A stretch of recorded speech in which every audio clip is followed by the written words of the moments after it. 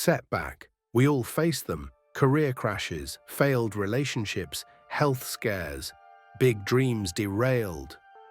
But while some are crushed, others bounce back.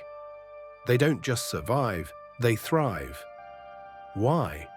Because they have something invisible inside, a resilience mindset. And in this video, we'll uncover the science behind resilience, how your brain rewires after a blow, and how you can build that mindset step by step. Let's begin. Resilience isn't just being tough. It's not about gritting your teeth and powering through. It's about how your brain recovers, adapts, and grows after disruption. Neuroscience shows setbacks trigger neural restructuring. The difficult event becomes a catalyst, not just an obstacle. Understanding this flips failure into fuel.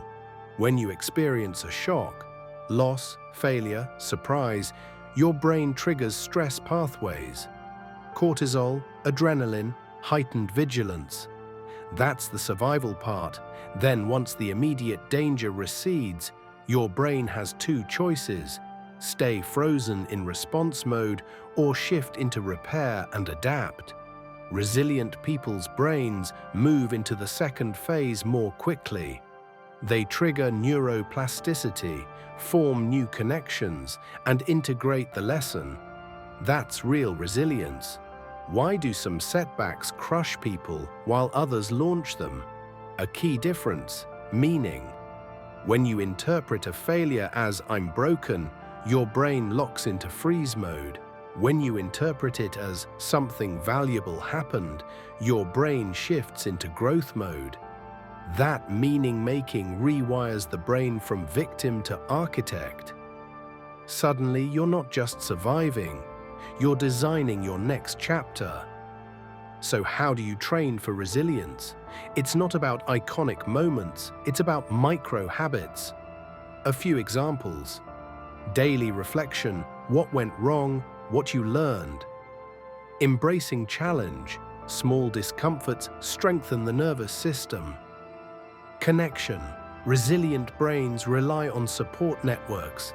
These habits don't just help you bounce back, they raise your baseline strength so the next setback hits weaker. Your story matters. If you tell yourself, "I'm the unlucky one," you invite more failures. If you tell yourself, "I'm someone who learns and adapts," you recruit your brain into your future. Identity is the operating system. Resilience is built when your identity aligns with growth, not survival. That narrative rewires more than motivation. It rewires your brain's default response. Here's a simple 3-step framework you can apply today. Acknowledge the hit. Accept what happened without resistance. Extract the lesson. Ask, "What is this teaching me?" Apply the micro habit. Choose one small actionable step that integrates the lesson. When you repeat this cycle, your brain builds resilient circuitry. You convert what once felt like a setback into a springboard. Meet Jamie, a startup founder. Company failed, savings gone, confidence shattered.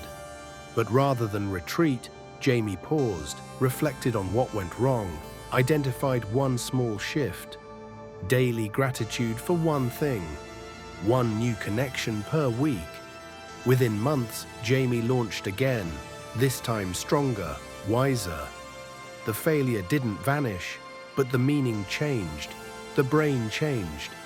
Because life is unpredictable, resilience isn't optional, it's essential.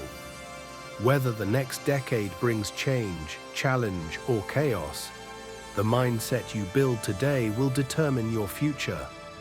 When your brain expects growth, not just comfort, it becomes a transition machine. You don't just survive storms, you harvest the rain. So tonight, pick one small habit that resonates. Acknowledge one setback you've avoided. Frame it not as failure, but as lesson.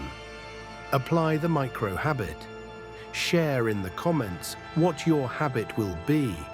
Your future self will thank you. If you found this video helpful, subscribe, hit the bell, and bounce back stronger next time. See you in the next one.